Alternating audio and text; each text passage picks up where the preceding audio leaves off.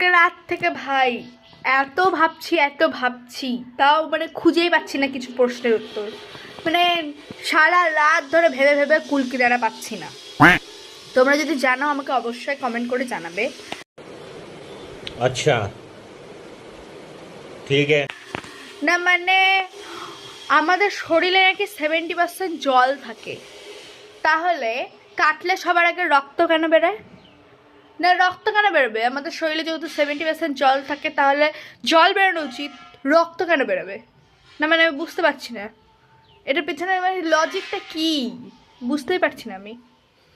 আবার সূর্যের তাপে আমরা সবাই জানি যে সূর্যের তাপে যত নদী নালা পুকুর জলাশয় যা যা আছে সব শুকিয়ে যায়, সব ভাই সব কিছু জল টল এগুলো শুকিয়ে যায় জানি আমরা।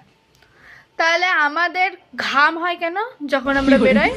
যখন আমরা রোদের সূর্যের তাপে কোথাও বেরোই তখন আমাদের ঘাম হয় না। মানে এটা পিছনে লজিকটা কি আমি তো বুঝতে পারছি না। ঘাম হবে কেন? জল তো শুকিয়ে যাওয়ার কথা না, অন্যদিকে জল শুকিয়ে যাচ্ছে, আমাদের এদিকে শরীর থেকে ঘাম বেরোচ্ছে, মানে কি বুঝতে পারছি না আমি। कौन है ये लोग? कहां से आते हैं ये?